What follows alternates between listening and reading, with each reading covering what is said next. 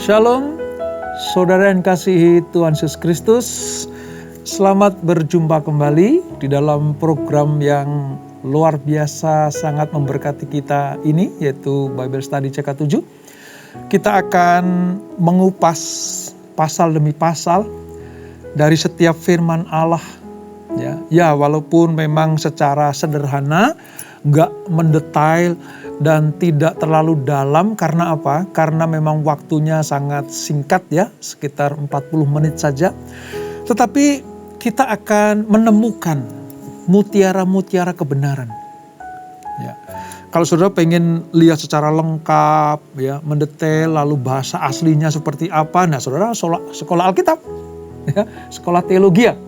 Tapi gereja PRJ Group CK7 memfasilitasi supaya kaum awam itu jemaat ya saudara, baru mulai pertobatan gitu, pengen menggali firman Tuhan dengan cara yang sederhana, pengertian-pengertian apa yang tersimpan di dalamnya, maka program ini sangat cocok untuk mereka. Nah, oleh sebab itu mari kita akan belajar tentang satu hari raya bagi umat Israel, yaitu hari raya pendamaian. Seperti apa sih hari raya pendamaian itu? Mengapa harus dirayakan? Mengapa harus diperingati tahun demi tahun? Kalau tanpa makna dan tujuan yang penting, tentunya Tuhan tidak pernah memperingatkan itu. Tapi karena itu penting, maka kita akan pelajari dan nanti apa korelasinya dengan kehidupan pada perjanjian baru di angkatan generasi kita ini. Tapi sebelumnya mari kita minta Tuhan untuk mengurapi kita. Kita membuka hati, membuka pikiran kita, roh, jiwa, dan tubuh kita. Kita buka kepada Tuhan dan Tuhan akan mencurahkan berkat-berkatnya untuk kita semuanya. Kita sembah Dia saudara.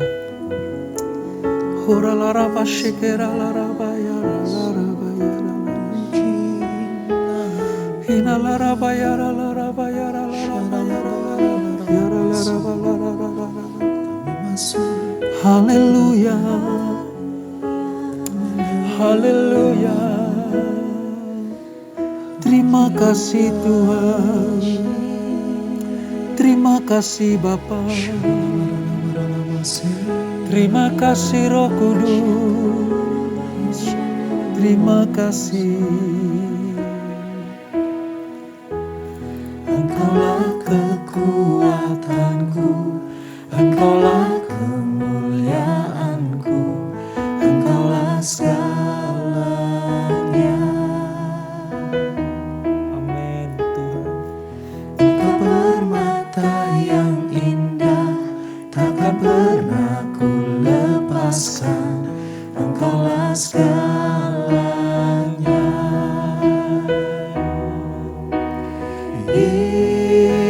Yesus, domba Allah, mulia nama-Mu. Yesus, domba Allah, mulia nama-Mu.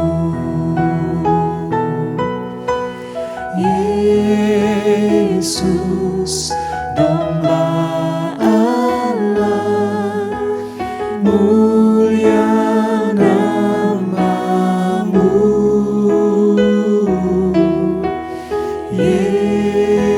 Yesus, domba Allah, mulia nama-Mu.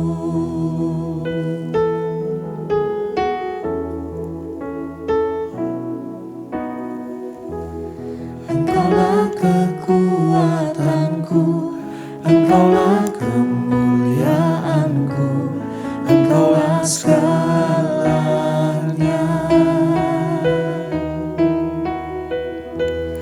Engkau permata yang indah, takkan pernah ku lepaskan, Engkaulah segalanya.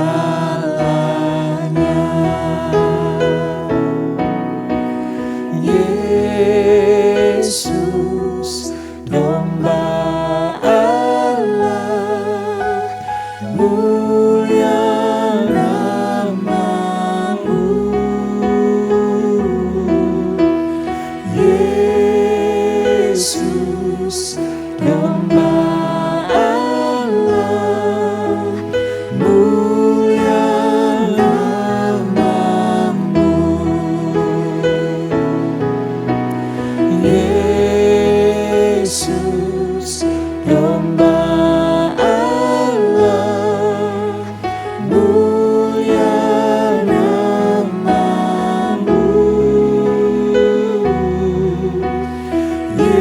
Yesus, domba Allah, mulia nama-Mu.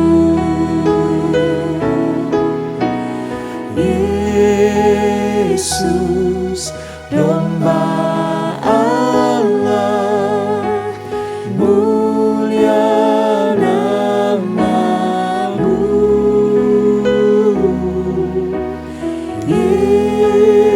Yesus, domba Allah, mulia nama-Mu. Mulia nama-Mu. Mulia nama-Mu. Haleluya. Mulia nama-Mu. Haleluya. Syukur bagimu, syukur bagimu Tuhan, Allah yang hidup. Kaulah segalanya, Kaulah segalanya,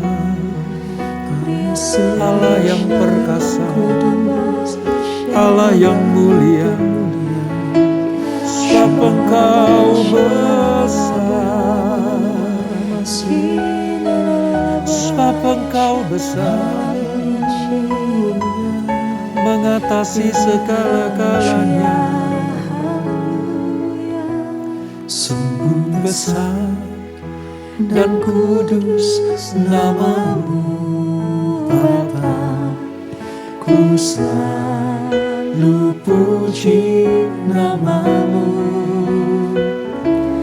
Besar setiamu, rahmat-Mu di dalam hidupku Bapa, ku mengasihi-Mu. Sungguh besar dan kudus nama-Mu Bapa, ku selalu puji nama-Mu. Besar setiamu, rahmat-Mu di dalam hidupku Bapa, ku mengasihi-Mu. Benar Tuhan, Kau Allah yang besar, sungguh besar dan kudus nama-Mu Bapa, ku selalu puji nama-Mu. Besar setiamu, rahmat-Mu di dalam hidupku Bapa, ku mengasihi-Mu.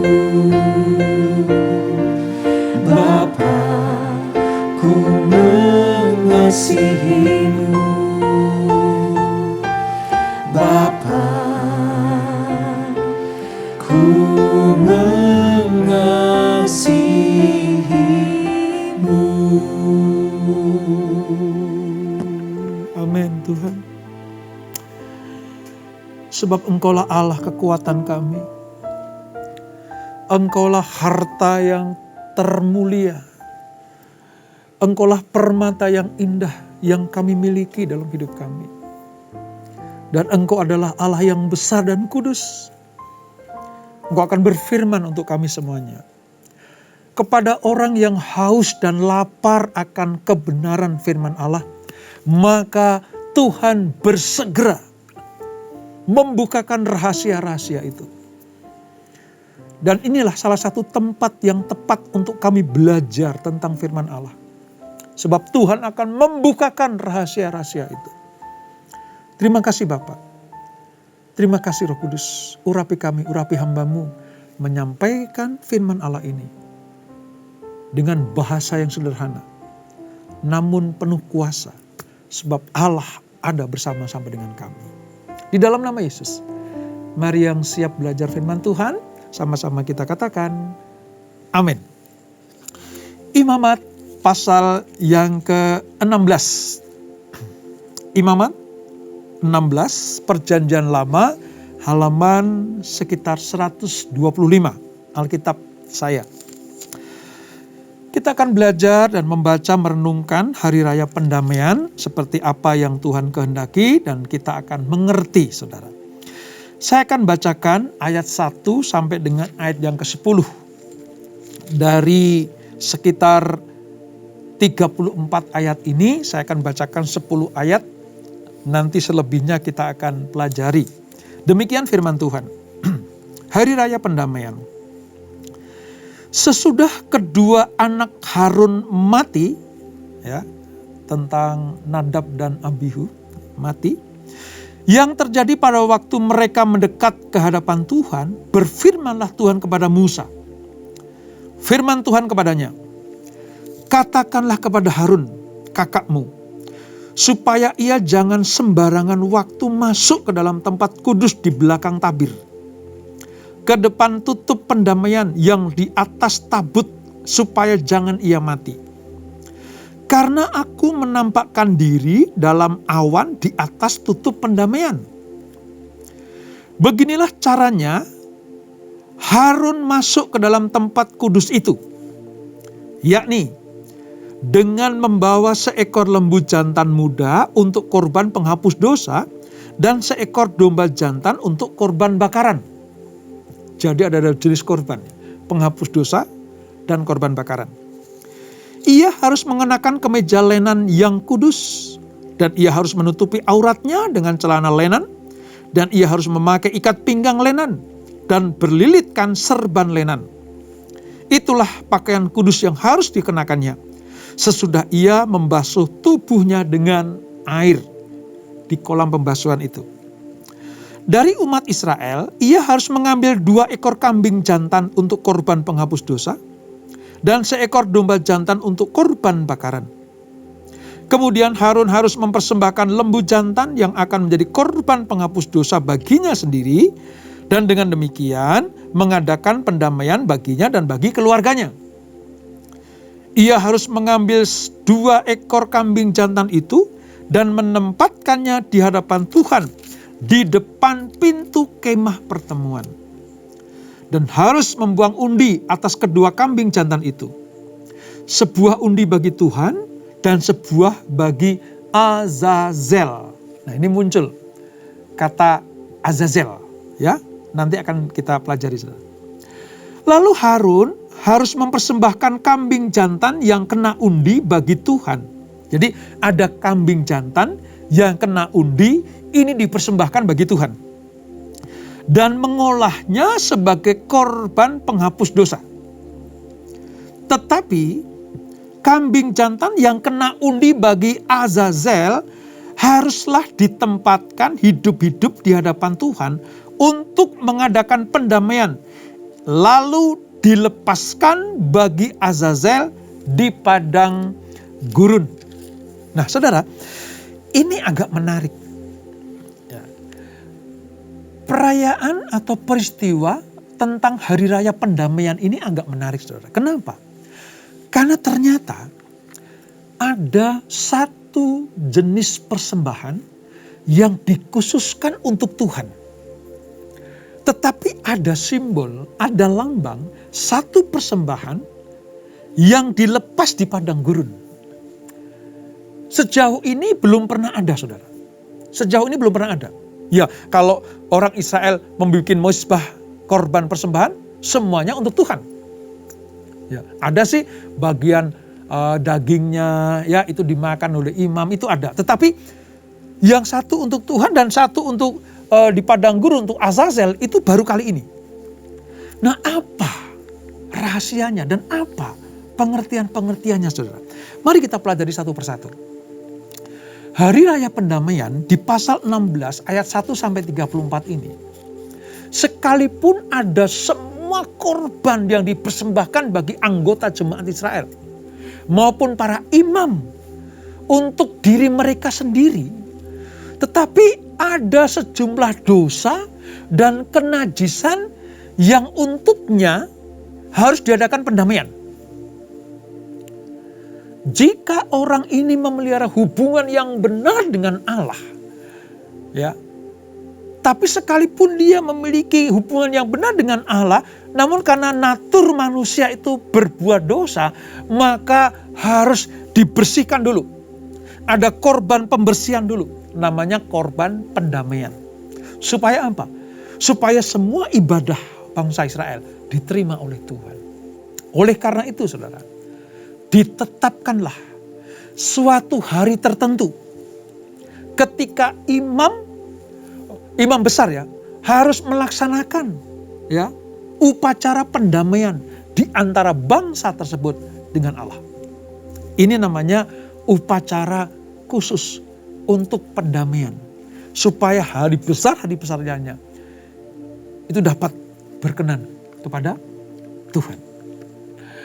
Ada hal penting yang perlu kita simak dan kita pelajari, saudara. Mari kita perhatikan satu persatu. Yang pertama, di dalam hari raya pendamaian ini, yang pertama kali harus mengerjakan upacara pendamaian adalah Harun sendiri.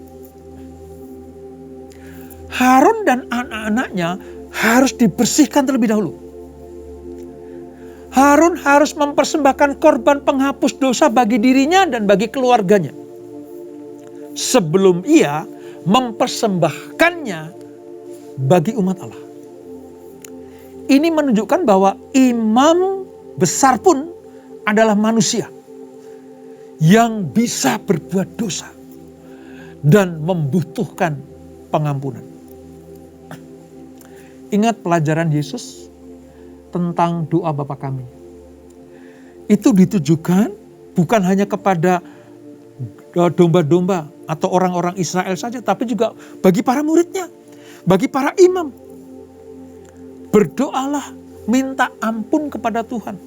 Ampunilah kami seperti kami mengampuni orang yang bersalah kepada kami. Itu sebuah ketetapan doa untuk pendamaian. Sebelum melayani, sebelum berbuat sesuatu, sebelum imam itu melakukan tugas dan pelayanannya, dia harus sudah bersih dulu dengan cara korban pendamaian itu. Itu yang pertama. Jadi Harun harus mempersembahkan korban untuk dirinya sendiri dan untuk keluarganya atau anak-anaknya.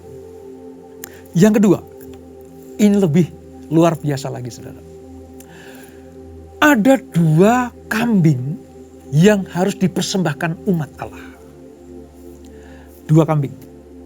1 kambing yang pertama, yang kena undi setelah diundi ya saudara, harus dipersembahkan kepada Tuhan sebagai korban penghapus dosa. Seperti yang kita baca tadi di ayat 8 dan 9. Ada 2 kambing diundi. Yang pertama kena undian, ini dipersembahkan kepada Tuhan sebagai penghapus dosa.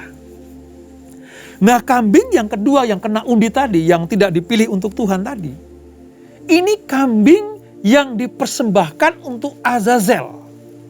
Nanti dilepas di padang gurun. Sebab apa? Ini lambang korban untuk Azazel itu ialah korban yang dipersalahkan karena dosa manusia. Korban yang dipersalahkan karena mengangkut seluruh dosa manusia. Lalu secara simbolis dilepaskan kambing ini di padang gurun. Ya, menyatakan bahwa dosa harus dibawa keluar dari Israel. Dosa harus dibawa keluar dari kemah suci. Dosa harus dibawa keluar dari 12 suku Israel itu. Itu lambang kambing yang dilepaskan untuk Azazel di padang gurun. Kita mengerti sekarang, di dalam korban pendamaian ini, ada korban yang untuk Tuhan, dan ada korban simbolik untuk Azazel, sebagai pembawa atau dipersalahkan karena dosa manusia. Ini yang kedua, saudara. Yang ketiga, Inti pelaksanaan ibadah Hari Raya Pendamaian adalah memercikkan darah korban ketutup pendamaian bagi Harun dan keluarganya. Itu ayat 14. Lihat ya ayat 14 saya bacakan. Pada hari yang ke-8 ia harus mengambil 2 ekor burung tekukur atau 2 ekor anak burung merpati dan datang ke hadapan Tuhan ke pintu kemah pertemuan dan menyerahkan burung-burung itu kepada imam. Lalu imam ayat 15 mempersembahkannya yang seekor sebagai korban penghapus dosa dan yang seekor lagi sebagai korban bakaran. Dengan demikian imam mengadakan pendamaian bagi orang itu di hadapan Tuhan karena lelehannya. Ini artinya apa, saudara? Ini korban pendamaian itu keluarga Harun dan Harun, sekarang umatnya. Jadi nomor 1 untuk imamnya dulu, supaya imamnya diperdamaikan. Yang kedua untuk umatnya, supaya umatnya diperdamaikan. Dan yang ketiga, saudara, bagi mezbah korban bakaran. Itu di ayat 18 dan 19. Pemercikan darah ini memiliki 3 makna. Supaya imamnya kudus, supaya umatnya kudus, dan supaya mezbahnya kudus. 3-tiganya kalau dilakukan, maka semua upacara, semua ritual Israel di dalam kemah suci itu berkenan kepada Tuhan. Ini makna dari Hari Raya Pendamaian. Nah kembali ke Azazel tadi, saudara. Azazel tadi ya.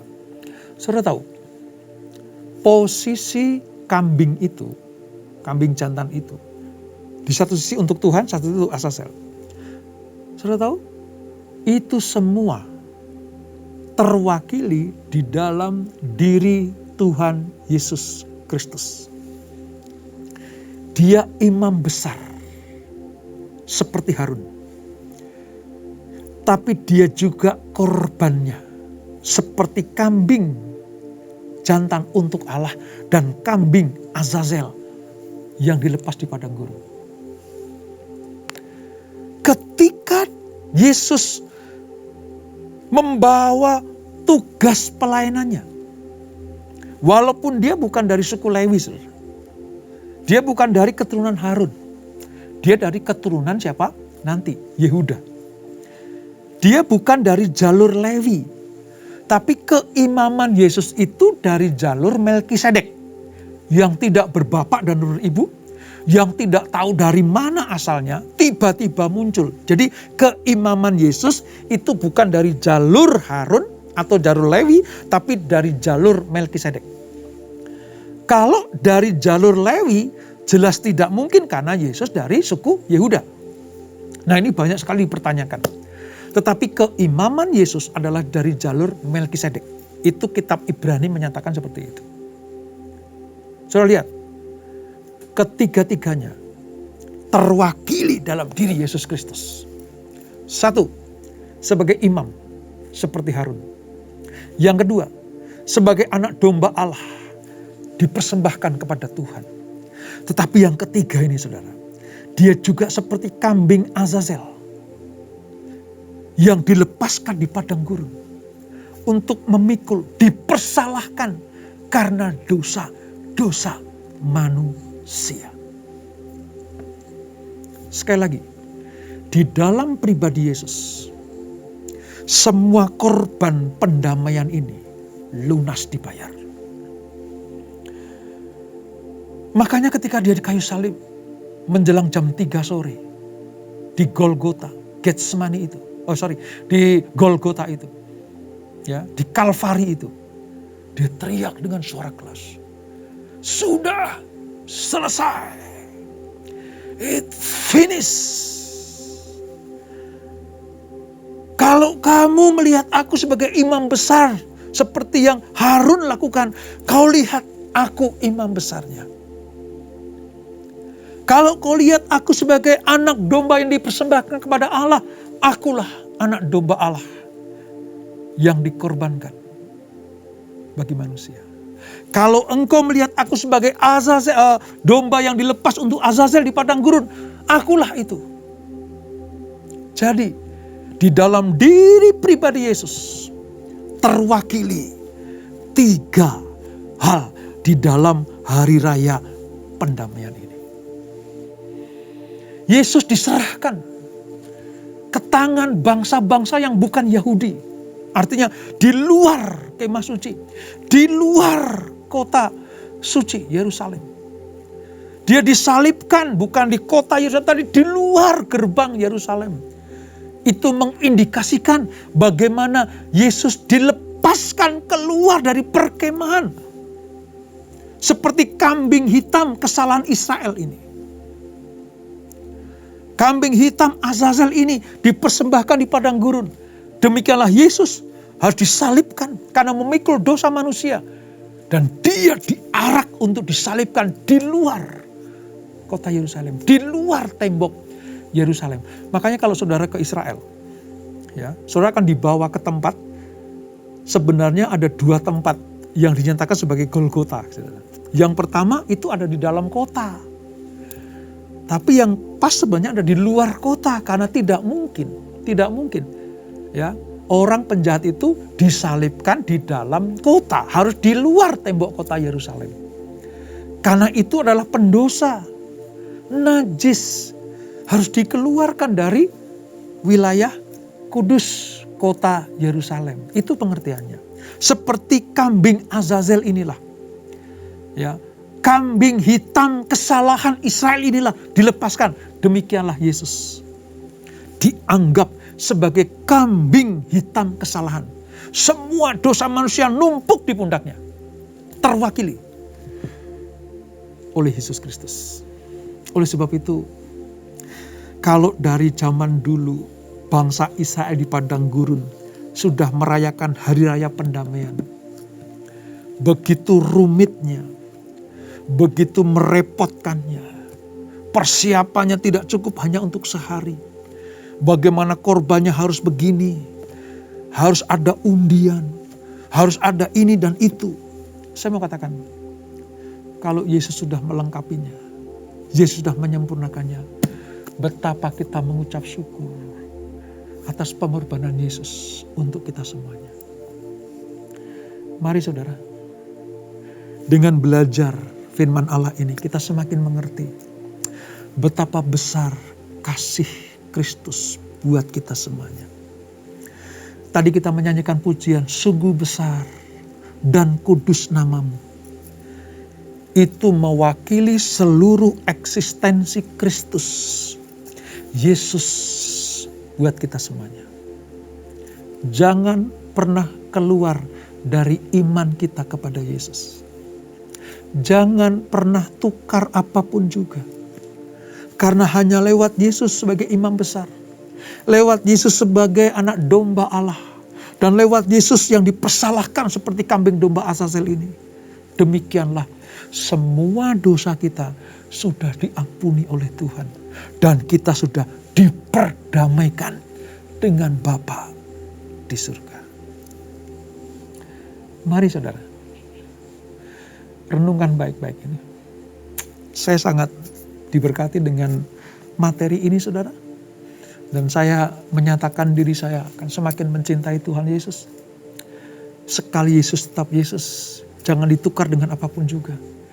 Jangan ditukar dengan harta kekayaan. Jangan ditukar dengan jabatan. Hanya karena ingin naik pangkat kita menjual Yesus. Jangan sampai ditukar dengan ketenaran. Hanya karena pengen sukses, tenar dan terkenal kita menjual Yesus. Jangan sampai saudara. Yesus adalah segala-galanya buat kita semuanya. Seperti pujian yang pertama tadi. Dia adalah permata yang indah. Takkan pernah tergantikan.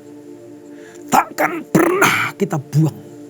Sebab dia satu-satunya juru selamat buat saudara, saya, dan semua orang yang percaya kepadanya. Kita berdoa. Bapa di surga, terima kasih untuk pelajaran pada hari ini.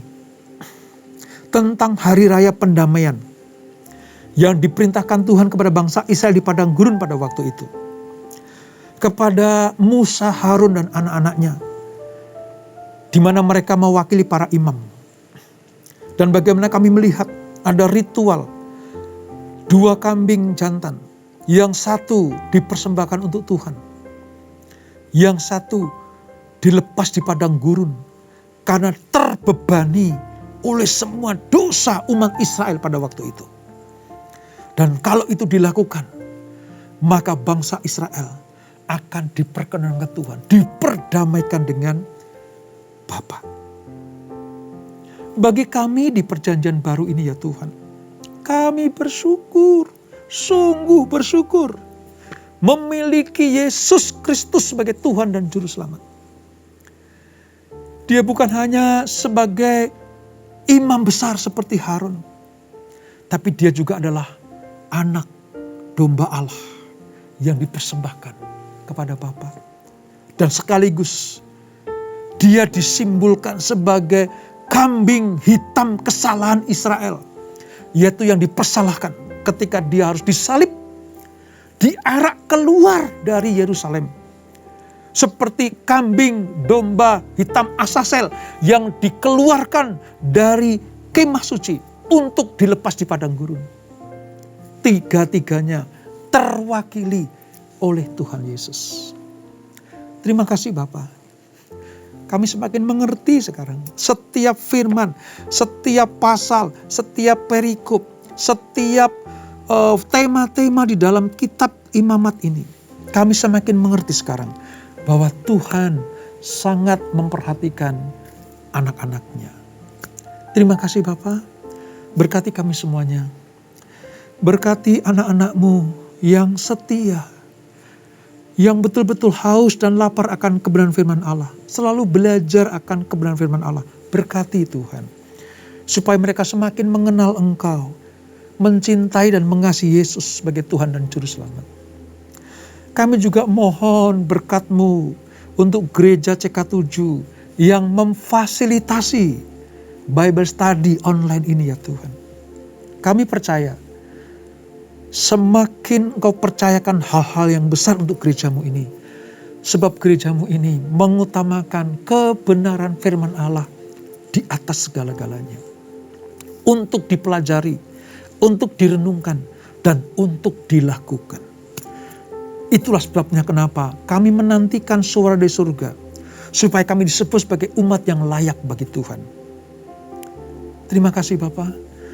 Berkati keluarga demi keluarga. Berkati rumah tangga demi rumah tangga. Berkati usaha, bisnis dan pekerjaan anak-anak-Mu. Berkati kami semuanya. Dan kami mau berikrar sekali Yesus, tetap Yesus. Terima kasih Bapak. Sebelum kami berpisah, kami siapkan hati kami, terima berkat yang daripada-Mu. Kekasih-kekasih Kristus, arahkan hatimu kepada Tuhan. Terimalah berkat kasih anugerah dari Allah Bapa yang berlimpah-limpah di dalam Anak-Nya yang tunggal Tuhan Yesus Kristus, dan persekutuan iman dalam Roh Kudus menyertai kita semuanya. Mulai saat ini sampai Maranatha. Tuhan Yesus datang untuk yang kedua kali, menjemput kita semuanya. Dibawa masuk dalam perjamuan kawin anak domba, menikmati kemuliaan kekal sampai selama-lamanya. Yang diberkati, sama-sama kita katakan, amin. Tuhan Yesus memberkati.